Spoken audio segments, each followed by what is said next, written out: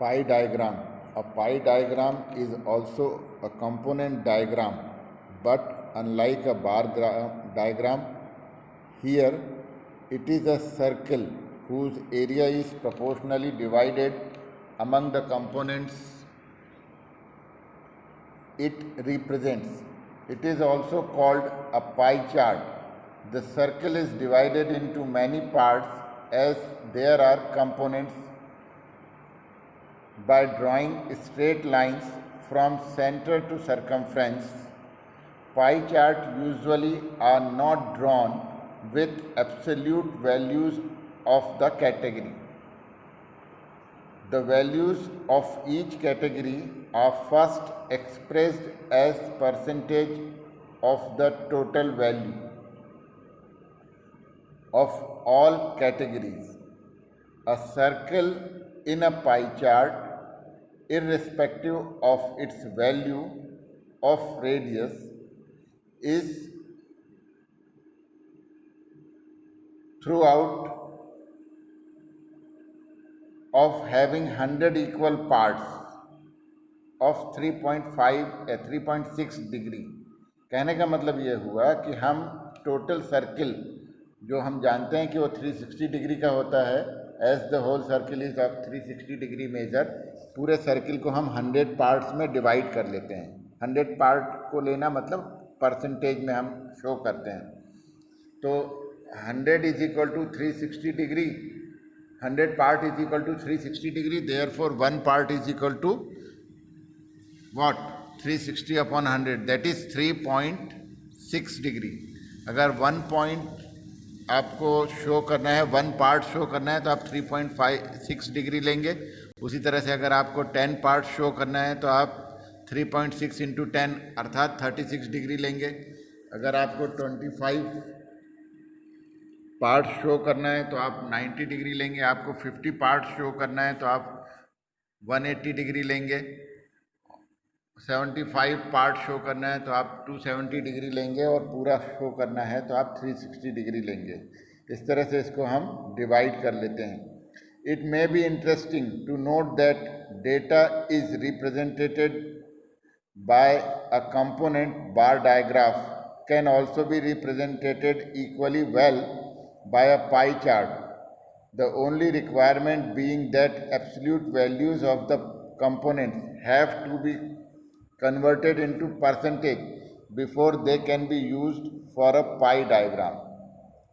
तो इस तरह से ये एक एग्जाम्पल दिखाया गया है टेबल 4.8 में, distribution of Indian population 2011 bye there working status in crores, और ये उसका पाई डायग्राम यहाँ पर दिखाया गया है। You can understand it very well. For your reference, I am again giving you some more information about pie charts. You can well understand from here also. Read and understand the given information here.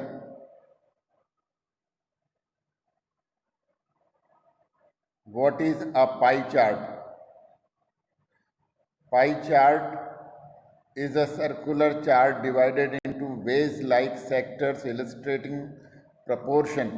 Each vase represents proportionate part of the whole and the total value of the pie is always 100%. Pie chart versus bar chart अभी हमने चर्चा करके आए हैं already, वही यहाँ पर दिखाया गया है पाई चार्ट और बार चार्ट के बारे में। फिर यहाँ हमने आपको बताया है कि how to create a pie chart, pie chart कैसे क्रिएट किया जाएगा, उसकी यहाँ पर 3 बातें दिखाई गई हैं, बताया गया है आपको, जो अभी मैंने आपको एक्सप्लेन किया था। जस्ट एक बार आप उसे फिर से पढ़ सकते हैं यहाँ पर। अब हम पाई चार्ट पर एक वीडियो देखते हैं। ये बहुत ही सिंपल तरीके से यहाँ पर पाई चार्ट को कैसे बताया और बनाया जाता है बताया गया है। आप ध्यान से देखिएगा और समझिएगा, बहुत ही सिंपल वे में प्रेजेंट किया गया है। By now, we should be very comfortable making bar graphs to represent data. We have looked at normal bar graphs, joint bar graphs, subdivided bar graphs, and percentage bar graphs. But bar graphs are not the only way to present the data. Look at this example in which we can see different types of cars and their sales in a particular month. So in that month, 150 type A cars were sold, 100 type B cars, 80 type C cars, and 170 type D cars were sold. First, let us see how the bar graph for this data would look. 4 bars to represent the sales of 4 types of cars. An appropriate scale of 1 centimeter equal to 40 cars was chosen. We can see that car D was the best-selling model in that month, and lesser numbers of car C were sold. But is there any other way in which we can represent this data? Assuming that these were the only 4 types of cars sold, this is another way in which the data can be shown. It's a circle divided into 4 parts or sectors of not necessarily the same sizes. If all these regions are sectors, it means this point has to be the center. But what are these regions? They represent the 4 parts, sales of each, A, B, C, and D.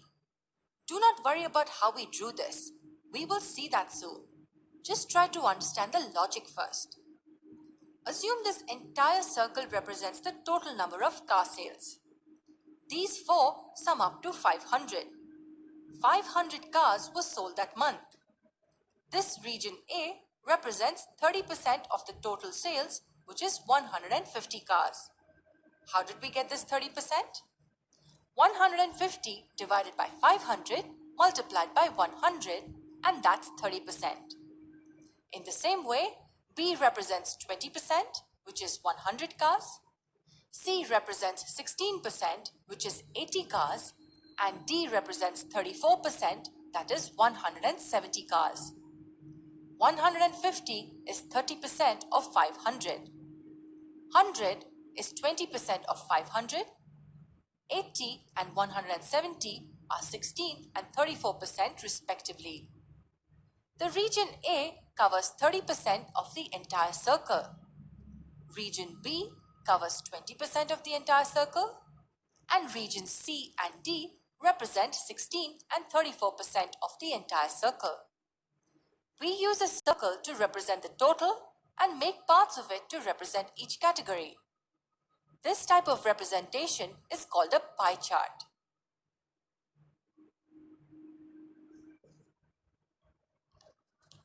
And what's the best example of? So I asked many people a question. What do you do while waiting for your toast to pop up? I drew a circle that represents the number of people I approached.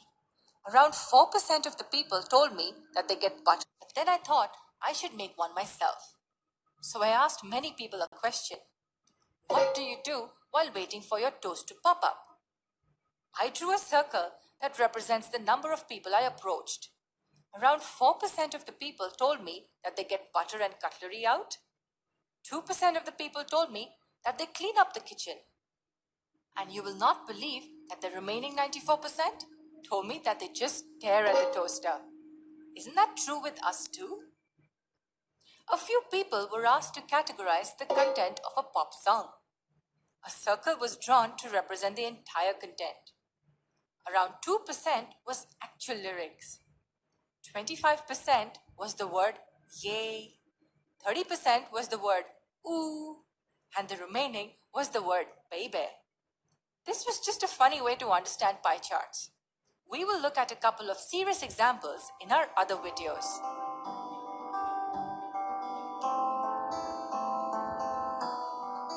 है कि IGNOU university के अंदर MA के अंदर 200 लोग पढ़ाई करते हैं, एमकॉम में 600 हैं, एमएससी में 400 लोग हैं, एमबीए में 800 लोग पढ़ाई कर रहे हैं। इस डेटा को पाई चार्ट के ऊपर रिप्रेजेंट करना है, मतलब इस सर्कल के ऊपर ये पूरा डेटा प्लॉट करना है हमें।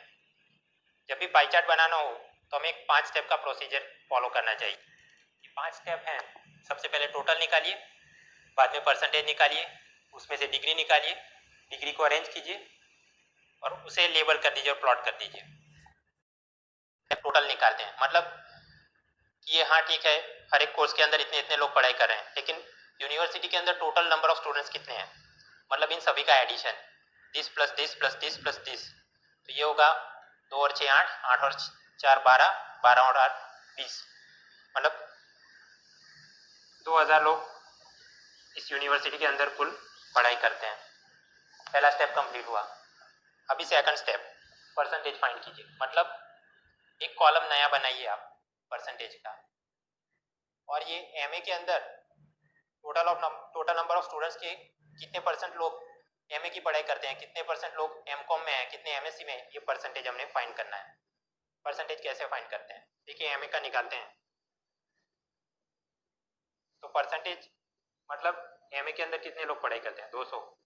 टोटल नंबर ऑफ स्टूडेंट्स कितने हैं, 2000।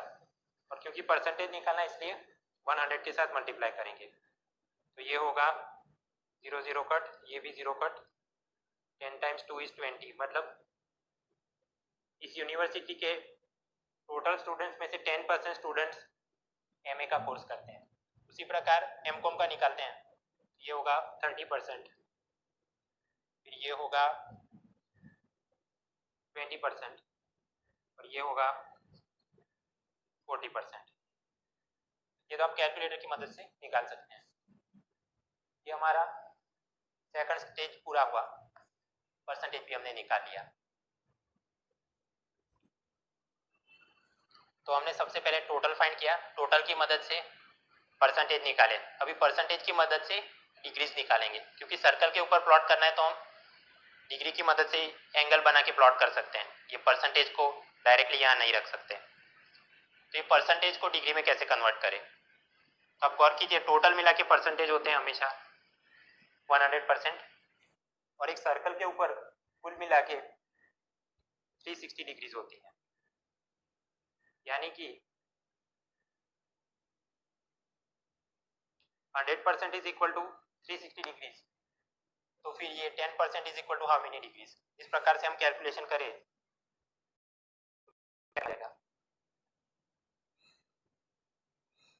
ये 100 यहाँ नीचे आ जाएगा, और ये यहाँ मल्टीप्लिकेशन में आएगा, ठीक। तो 360 डिवाइडेड बाय 100, 0 0 कट, 36 बाय 10, ये होगा 3.6 मल्टीप्लाइड विथ परसेंटेजेस। मतलब कि किसी भी नंबर को हमें डिग्री में कन्वर्ट करना है तो उसे सीधा 3.100, 0 0 कट, 36 बाय 10, ये होगा 3.6 मल्टीप्लाइड विथ परसेंटेजेस। मतलब कि किसी भी नंबर को हमें डिग्री में कन्वर्ट करना है तो उसे सीधा 3.6 के साथ मल्टीप्लाई कर दीजिए। यानी कि एमए के 10% है तो डिग्री में कितना होगा, 10 इंटू 3.6, ये होगा 36। इसी प्रकार एमकॉम के 30% है तो डिग्री में कितने होंगे, 30 मल्टीप्लाइड विथ 3.6, ये होगा 108। एमएससी के ये 20 मल्टीप्लाइड विथ 3.6, तो ये होगा 72। ये एमबीए के 40% मल्टीप्लाइड विथ 3.6, ये होगा 144। तो इस प्रकार हमने तीसरा स्टेप भी कंप्लीट कर दिया कि डिग्री में कन्वर्ट कर दिया। Now launching BYJU'S classes. Data को असेंडिंग ऑर्डर में अरेंज कीजिए, मतलब सबसे छोटा नंबर पहले, उसके बाद उससे थोड़ा बड़ा नंबर, इस प्रकार से। तो आपने जो ये पेंसिल से आप नंबर को ऑर्डर देते जाइए। देखिए सबसे छोटा नंबर 10, ये सबसे छोटा है। इस कॉलम के अनुसार भी आप अरेंज करें या फिर इस कॉलम के अनुसार अरेंज करें, बात तो एक ही है। उससे बड़ा है ये नंबर, उससे नंबर थोड़ा बड़ा ये, लास्ट में ये वाला। मतलब कि ये नंबर पहले प्लॉट करेंगे, उसके बाद ये नंबर प्लॉट करेंगे, उसके बाद ये नंबर प्लॉट करेंगे, और लास्ट में ये वाला नंबर प्लॉट करेंगे। ऐसा क्यों? क्योंकि जब आप पाई चार्ट बनाएं तो आइडियली डेटा क्लॉकवाइज, मतलब ऐसे असेंडिंग ऑर्डर में होना चाहिए। मतलब 10 यहाँ पे, 20 यहाँ पे, बाद में 30, इस प्रकार से। ऐसा नहीं कि फिर आपने मन चाहा तो 20 यहाँ पे बना दिया, फिर 30 यहाँ पे बनाया, फिर 40 बनाया, इस प्रकार से नहीं।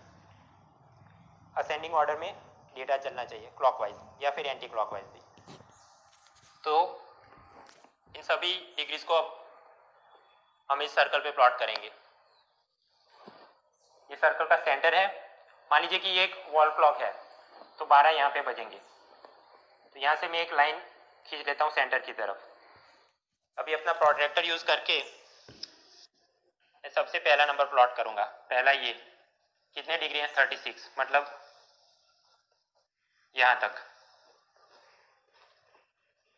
अभी यहाँ से एक लाइन सेंटर की तरफ खींचेंगे ये। अभी दूसरा नंबर ये प्लॉट करना है 72, यहाँ पर हम ऐसे रखेंगे। अभी 72 मतलब लगभग यहाँ, ये दूसरा। फिर तीसरा नंबर 10 मतलब करीब यहाँ पे।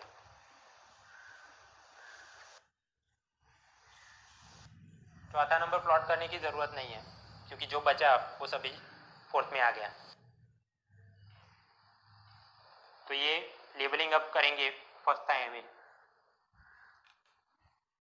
परसेंटेज लेबल के बाद में लिख देना है। दूसरा नंबर था MSc,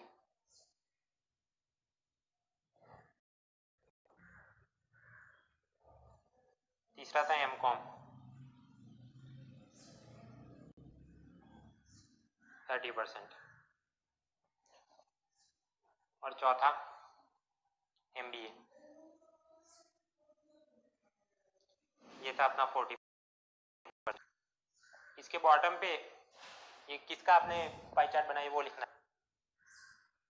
number of students in various courses of IGNOU university. Year दिया है तो ईयर भी लिखेंगे 2005, और साथ में ये भी लिखना है total number of students is equal to कितना था अपना 2000। ये क्यों लिखा? देखिए चार्ट बनाने का मकसद क्या है कि सामने वाले को ये टेबल ना देखना पड़े और पूरा पिक्चर केवल चार्ट देखने पर ही उसे पता चल जाए।